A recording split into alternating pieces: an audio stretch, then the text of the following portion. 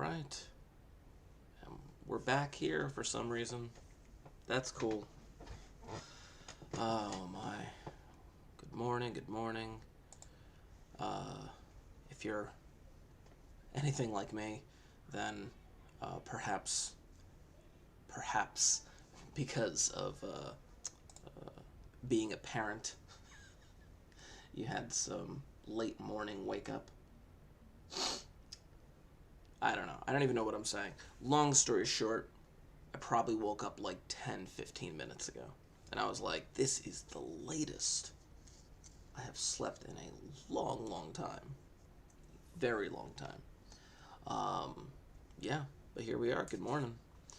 If you would be so kind to leave a comment in the chat so that I could have a record as to what's going on here. Something's going on with my microphone thing here. It doesn't have the proper... It doesn't have the proper audio that I want. For some reason. This is strange. I mean, I can assume y'all can hear me, right? But I was hoping to have the audio through the headset rather than the audio being caught by the webcam. Let me check something here. Yeah, it's catching the audio through the webcam right now.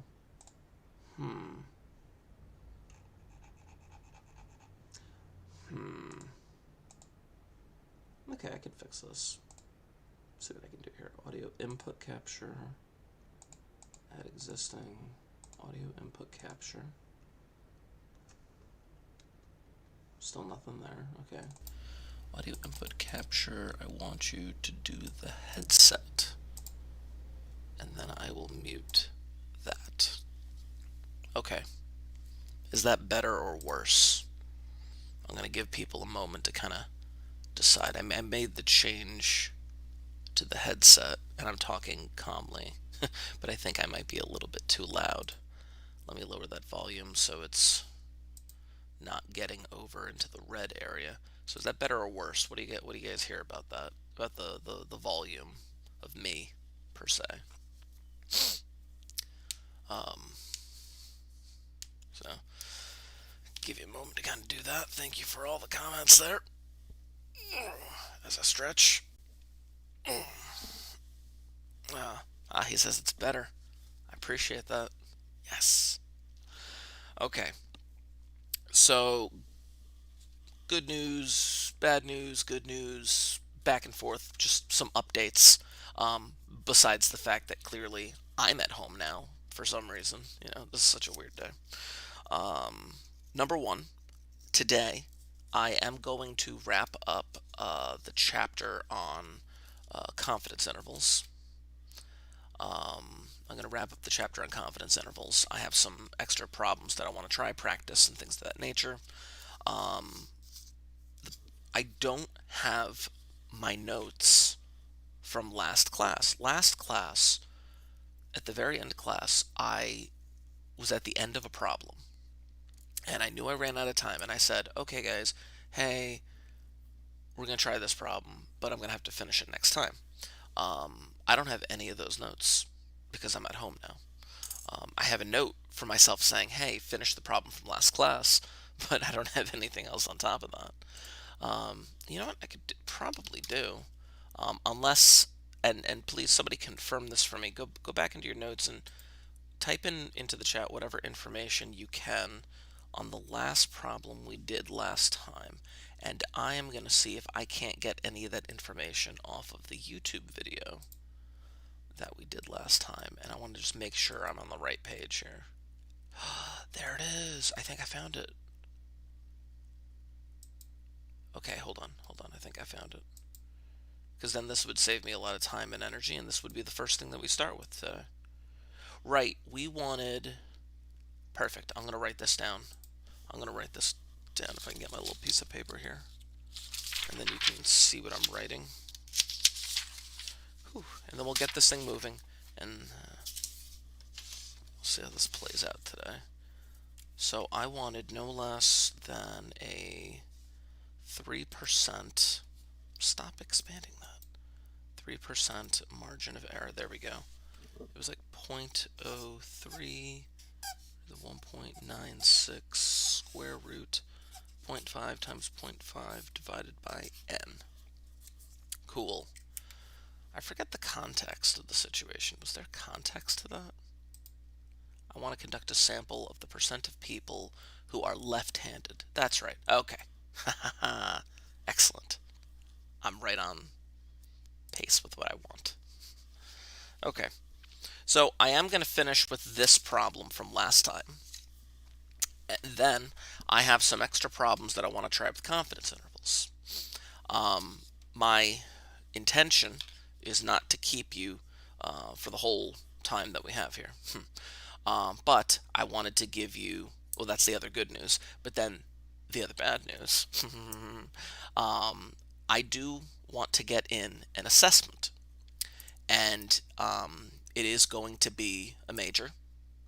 So just giving you guys all this heads up right now. I am going to be assigning a major assessment on the previous two chapters that we've just done. The one on sampling distribution and the one on the introduction to confidence intervals. We've been working with confidence intervals for a few class periods. I'm going to continue working through confidence intervals today. But I am going to be assigning you a major.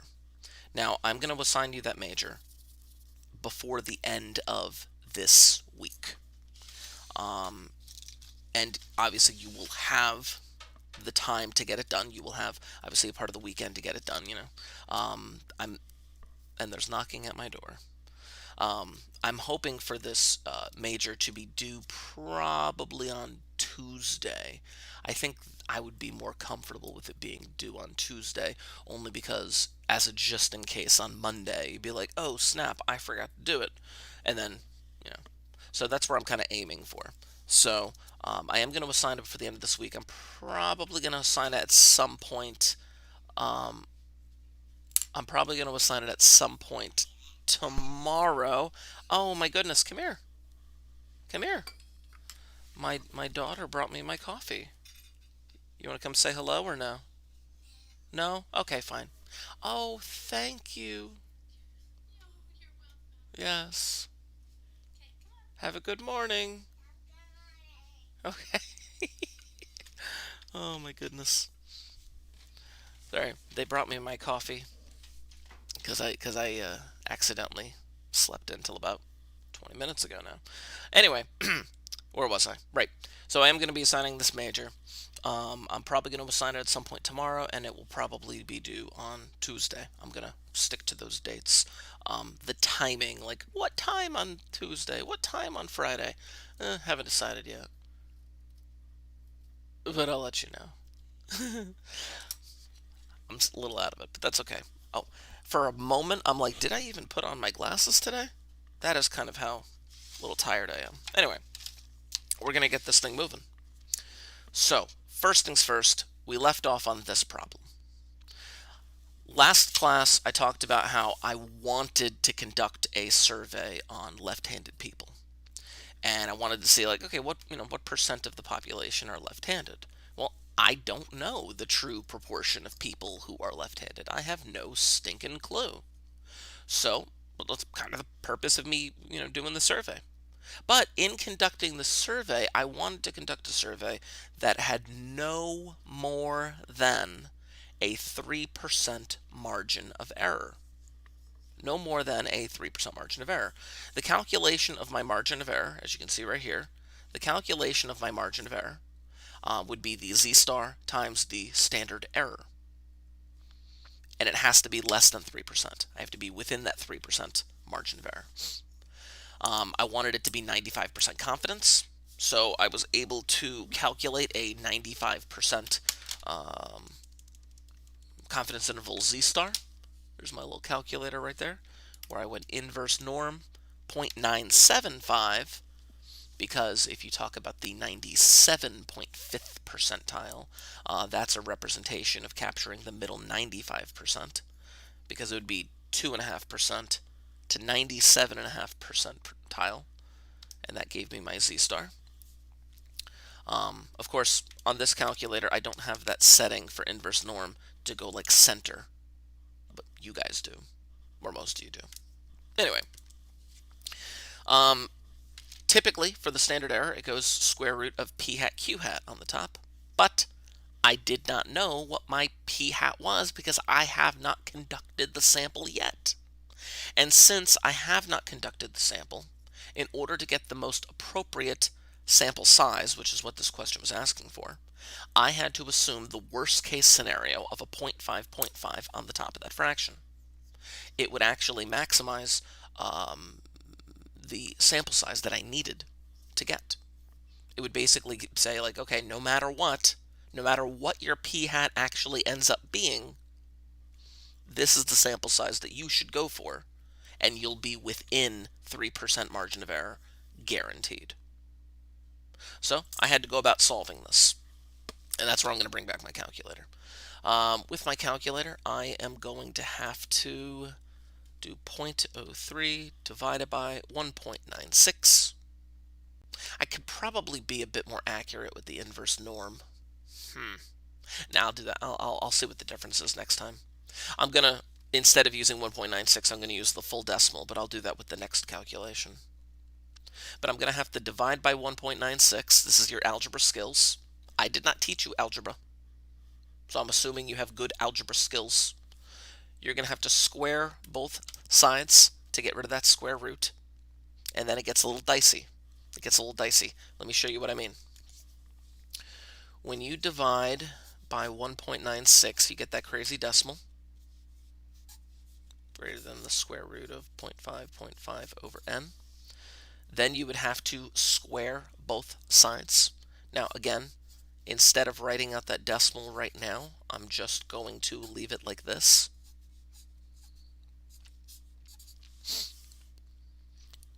Gets a little weird here because you're solving for n. You could think of it as the whole cross multiplication thing that you guys do. I don't know. Typically, I just like to think of it as, you know what? I'm going to multiply by n in order to move the n over to the left. And then I'm going to divide by the parentheses squared in order to move it over to the right. So if I multiplied by n and divided by those parentheses squared, this calculation should give me the sample size. And if you notice, the inequality symbol does not change the entire way down. Meaning that if I want to have under a 3% margin of error, then I need a sample size greater than whatever this calculation is. That's generally how you would go about solving these things. So again, in my calculator, you can see right there. I'm trying to get the proper lighting on that thing is terrible. Okay, that's better. I did 0.03 divided by 1.96. I squared both sides. But now check out this little magic in the calculator.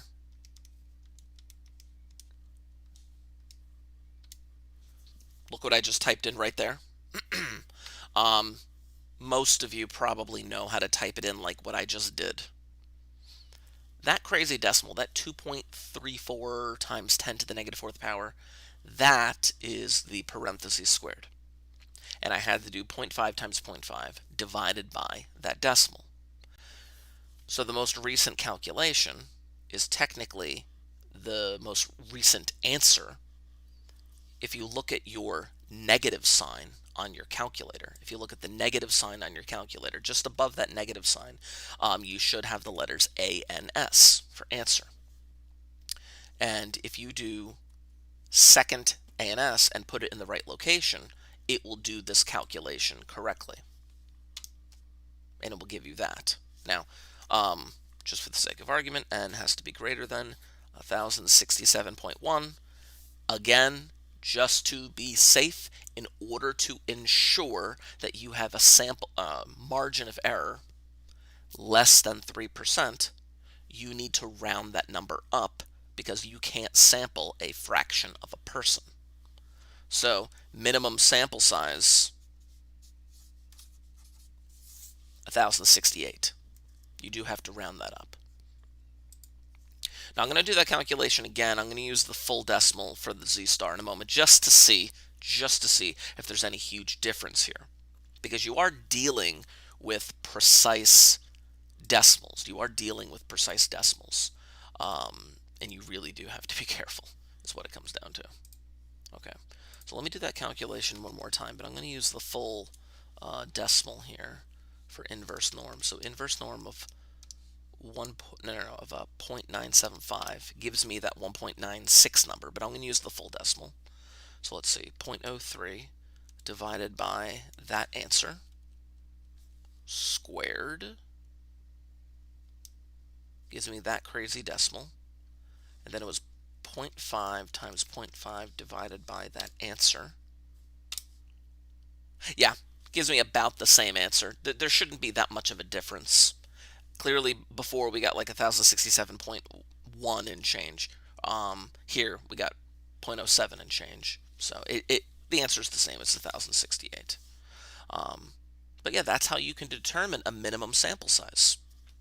This is how you are able to, let's say you go to like some politics website and you look at a poll of somebody's approval rating, and they're able to say, oh, their approval rating is this, margin of error is like 3%.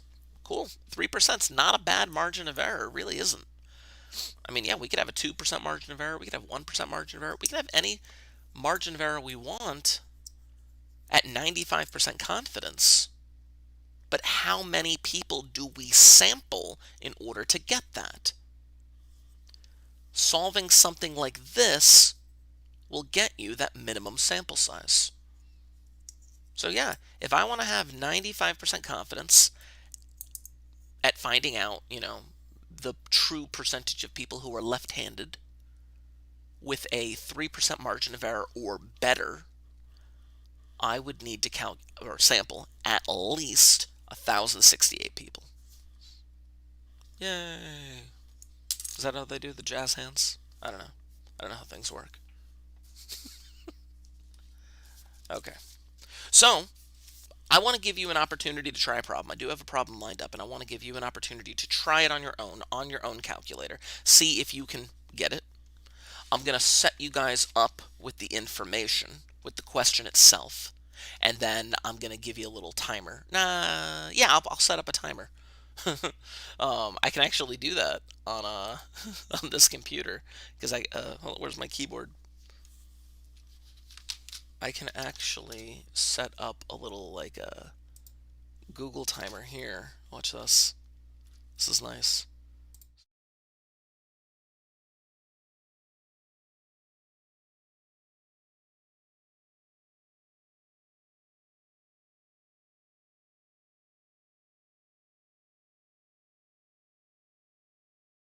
This thing. There we go. That's much better. Sorry, the audio input wasn't on that thing either. So anyway, yeah, that's I could do that. Anyway, back to the top down because I got to give you the question first. So let's see what we got here. Haha. And I need this post-it to go away. There we go. Good. Okay, so here's the question.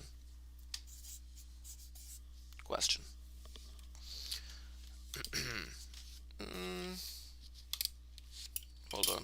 I got the wrong question here. Oh, yeah, that's a fun question too. Okay, I'll give you that question second. Because that question, that's going to be a good one. I'm going to leave that right here. There we go. So here's your real question. We want to know the percent of people willing to pay more taxes That's what we want to know. We want to know what percent of people are willing to pay more taxes. Federal, state, local, whatever. What sample size should be used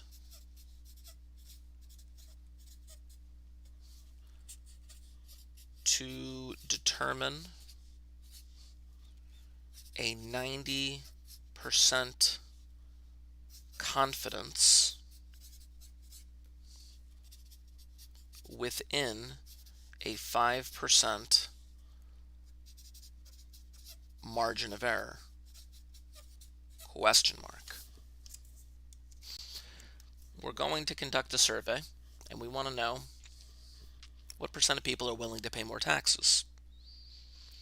My question is, what sample size should we use to determine a 90% confidence interval, or 90% confidence, right, within a 5% margin of error? So I'm going to set my timer. I'll leave that there for a moment, and then I'll switch over to my timer. But I'm going to give you an opportunity to write that down and get the appropriate information, because technically that is all the information that you need. And based on that information, you are ultimately going to figure out a whole number. Yeah, so I'm going to start this timer. I'm actually not going to have it at 5 minutes. I'm going to make it less than 5 minutes. I'm going to make it 4 minutes, just to be weird. There we go. And I want you to get this done. Go! I'll mute myself in the meantime.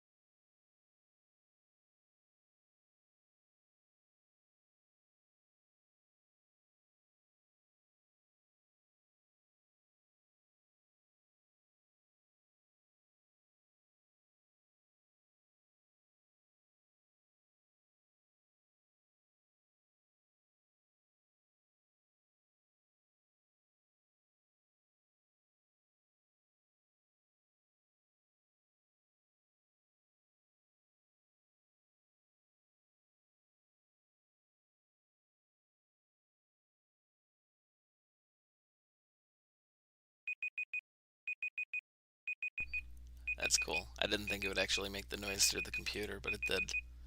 So, okay, timer. Stop. Go away, timer. Okay, top down. Here we go. All right, let's see what we did. Now, bring this window back. There we go, good. In terms of what that calculation should end up being, first we need to know what is our z-star. Now, again, some people are able to figure out what the z-star is without drawing this, and that's fine. But sometimes it can be helpful to draw something like this to figure out what your z-star should be. Think about it logically. If you are attempting to construct a 90% confidence interval, meaning the inner 90%, then you are not capturing the outer 10%, which is split evenly on the left and the right. So this should be the 95th percentile, and this should be the 5th percentile. Knowing that, again, I don't have the center calculation that you guys have. I don't have that. All I have is an ability to calculate it to the left. So if I went inverse norm, clear that. If I went inverse norm to get this calculation done, I would have to do 0.95 in order to get the z-star needed for a 90% confidence interval.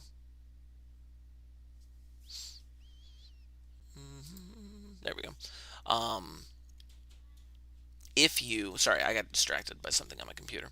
If you had that option to change it from left to center, then yeah, you could type in 90 and it would spit out the negative and the positive z-star. That is this number right here. So this is the z-star that we need. To set up this calculation, 0.05, don't mess up that. Don't mess that up. You know, a lot of people end up messing up these like single digit percentages and like, 2% is like 0.2. Don't do that.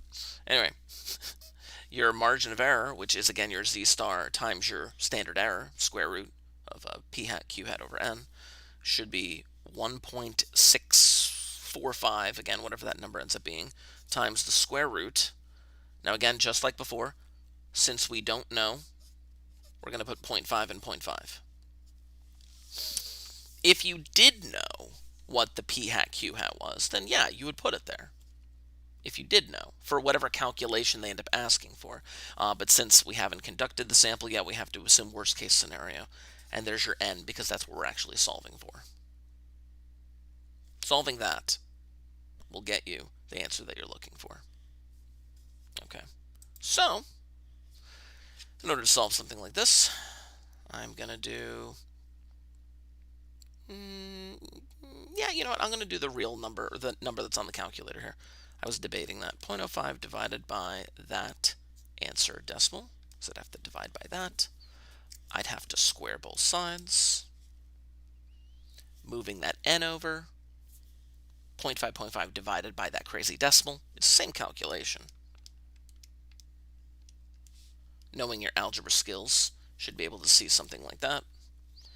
Your sample size should be greater than 270.6. So in reality, you should have a sample size of about 271. You definitely want to round up in that case. I'm going to go back and actually see that calculation again with the 1.645 just because I want to see the difference between this decimal and what that one would get. I don't know, it just interests me, like the little minute details and differences that could potentially occur. So let's see. 0.05 divided by 1.645 squared both sides. It would end up being 0.5 times 0.5 divided by that answer. Yeah, it wasn't too far off. I mean, it was like a decimal point off, or 5/100ths of a tenth of whatever. I don't know, but it was there. I got it. Good, fantastic, wonderful.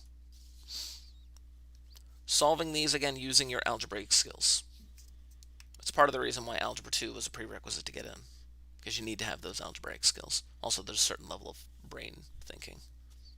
That's a term. That's a technical term that I just made up. Anyway. So, now here's going to be the deal. As I said, I did not want to keep you forever. I have one more big problem that I would like to go over with you. I have one more big problem that I'd like to go over with you. That is slightly different than what we've just done. And I want to walk you through what is expected of you. And then, like I said, after this, at some point tomorrow, I am going to be assigning you a major assessment that will most likely be due on Tuesday in regards to confidence intervals and sampling distributions, the previous chapter, chapter 17, 18. We're going to knock that out. And then next week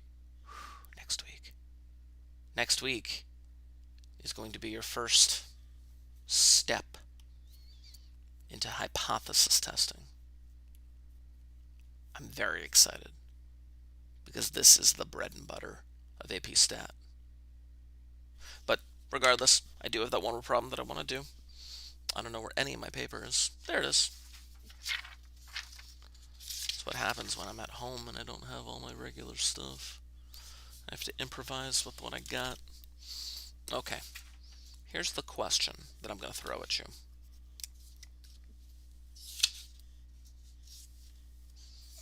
Question. A survey of 400 voters showed 256 had not yet made up their minds. Like, what silly people, you know? How have you not made up your mind yet? I don't know. They could be voting for like a sewer pump or something. Here's the question. At what confidence level? At what confidence level can we say between 60% and 68% of voters are still undecided? Question mark. I'm going to let that sink in for a moment.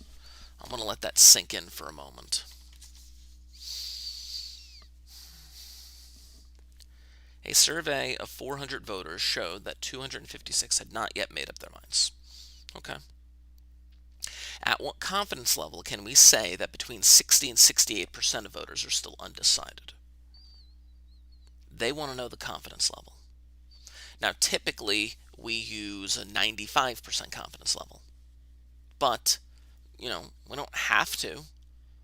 I mean, that may be the gold standard that we're kind of hoping for, but that's not necessarily the, the law, so to speak. So we have to figure out the confidence level. I mean, of course, a bit of guess and checking could get this thing done. But I don't want to do guess and checking. I don't. By the way, just for the sake of argument, I mentioned guess and checking, but here's how you could guess and check. Again, I show you this simply as a strategy because when you are on the AP test and you are facing that multiple choice, and you only have 2 minutes left or something like that, perhaps some guessing and checking is in order because you don't want to leave any of those multiple choice blank. But if you hit stat and you go over to tests and you go down to 1 prop z int, 1 proportion z interval, 256, 400, and you can calculate or have the calculator do it for you, the interval basically.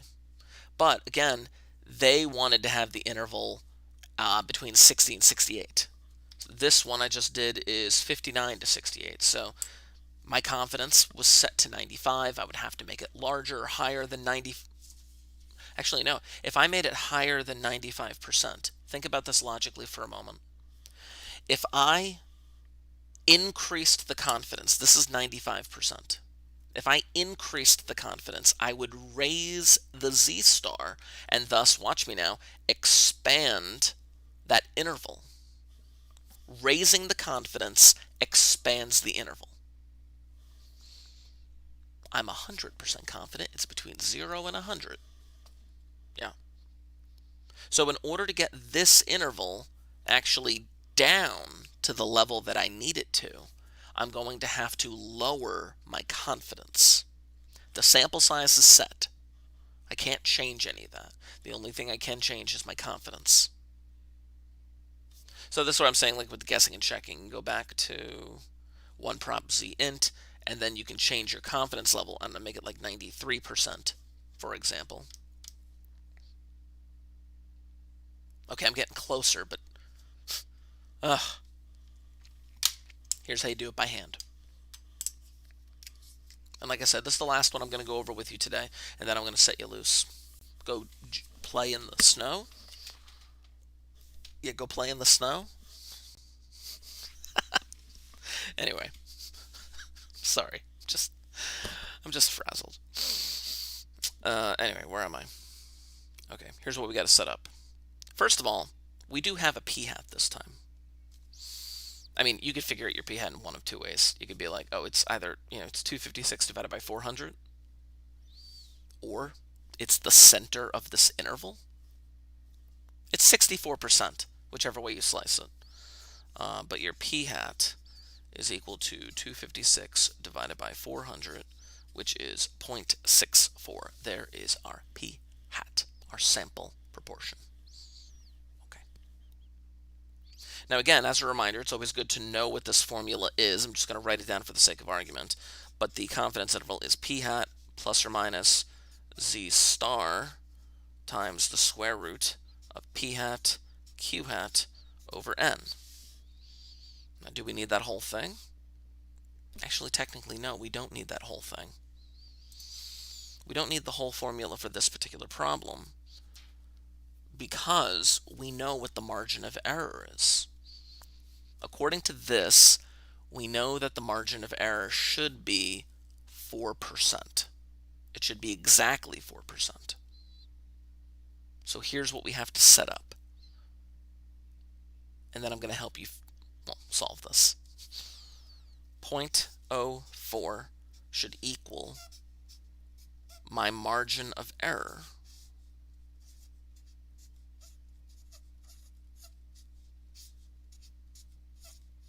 which should be that calculation. I know my p-hat, thus I know my q-hat, and the sample size was 400, and according to the problem, the margin of error should have been 4%, because it was 64 plus 4 and 64 minus 4%. Okay. This is considerably easier to solve in the calculator, simply because you were just dividing by the square root. You just do 0.04 divided by whatever's in the square root. I'll just show you what that looks like right here. Move that over a tiny bit. There we go. 0.04 divided by the square root, 0.64 times 0.36 divided by 400. I'm going to close that sucker. And that should give me my z-star. 1.67. On the dot. Good for it. But that's not my answer. That is not my answer. That is my z-star. 1.67 represents a z-score. A confidence level is a percentage, not a z-star, or a z-score, I should say. So we do have a tiny bit more to do with this problem. Oh. Okay. Let me write this down on the next page. So solving this, using again those algebra skills, we figured out that z-star was approximately 1.667. I don't know why, I just want to be a little bit more accurate than 2 decimals. I prefer 3. Here's what you have to figure out. You need to figure out the percent confidence that we are, or the percent confident that we are, the confidence level. Here's the visual that will help get that done.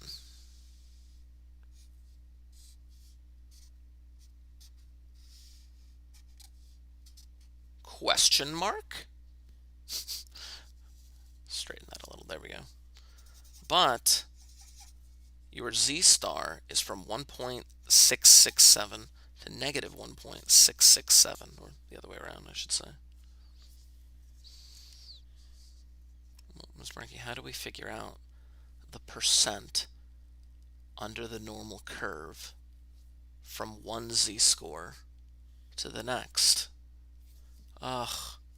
If only there was a way. If only there was a way of figuring out the percentage or the percent area under the curve from one z-score to the next. I guess there is. Now, on your calculators, you need to leave your mu and sigma as 0 and 1 under normal CDF. If you, on your Chromebook calculators, you go into normal CDF, it will go to that interface where you type in lower and upper limit, and you have a mu and a sigma. And you should automatically leave them as 0 and 1 because you want these to be considered z-scores. That's exactly what I'm going to do here. Yeah, calculator. Now, you could do this like check how accurate I can be. Check how accurate I can be. I'm going to type it in two ways, but negative answer to answer, I get like the negative 1.6 repeating to positive 1.6 repeating. I'll do it one more time, but I'll do it with the actual numbers. Negative 1.667, comma, positive 1.667. You can see there's a little bit of a difference, but it doesn't really change the final answer. Because how confident were we? We were approximately 90.4% confident. That's how you would go throughout that process. If you wanted to know how confident you were, you would have to have all of the other information. You would have to have the margin of error, which we figured out based on the problem. We would have to figure out p hat and q hat, again based on the problem, and the sample size. And then using a little bit of maneuvering and based on what we've done in the past, you can figure out the percent confidence that we are, or the confidence level, I should say. So actually, this number, the number in the calculator, I'm going to try this one more time. I'm going to use that number, which is the most recent calculation. I'm going to go back to one prop z int. There it is. How confident am I? I'm that confident. Look at that. A and S. It just put the whole number there. Calculate. Look. 60% to 68%. You could guess and check all day. I mean, if it's a multiple choice question and you don't have that much time left, perhaps you should. But this gets you there too. I love it so much. Anywho. Okay, you have your orders. Quote unquote, you have your orders. Tomorrow, at some point, I am going to be assigning you a major assessment on chapters 17 and 18. It will be due on Tuesday. And then we'll go from there. Next class, which is Monday. Oh, I do have one very important piece of information to give you, but I'll tell you that in one moment. But yeah, on Monday I will have you, and we will begin our first step into hypothesis testing. Now, I will wrap up today with this last piece of information, not stat related. Okay. Next week, Wednesday, I have you on Wednesday. I will not be in school on Wednesday. On Wednesday, I am not sick, but I am going to be, I have to travel to Rowan University to one of those super center sites or whatever to go get the vaccine.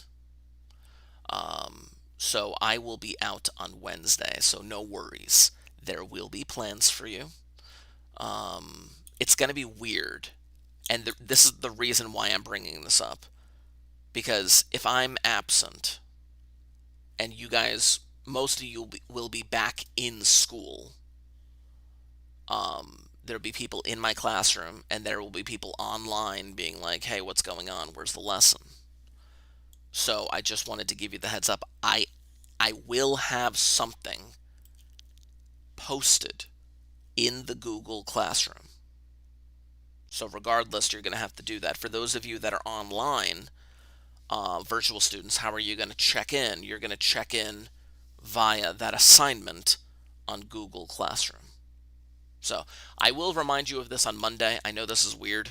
You've probably dealt with this with other teachers, but the problem is I've never done this. I haven't taken a day off since like I don't even know, like September. But anyway, because even these snow days, shut up. Anyway, but that's the plan for Wednesday. I'm not going to be here, but I will have something assigned to you, and you will be able to get that done on Google Classroom. Even those who are virtual, you'll check in through Google Classroom, and we'll deal with that there. I'll have directions for you. Anyway, the time is 8:08. I really didn't intend to keep you this late. I wanted to be done by 8. But go frolic in the snow. Yeah, go frolic in that snow. And yeah, y'all have a great morning. I'm going to sign off in a moment. Yeah, I'm going to sign off in a moment. And I got to go to my next class. So everyone leave. Go. Goodbye. Just get out. There's no pancakes for you today. There's no snow. Anyway. All right, I'm going to sign off. If you haven't left a comment in the chat, please make sure that you've done so. Yeah, and I'm out.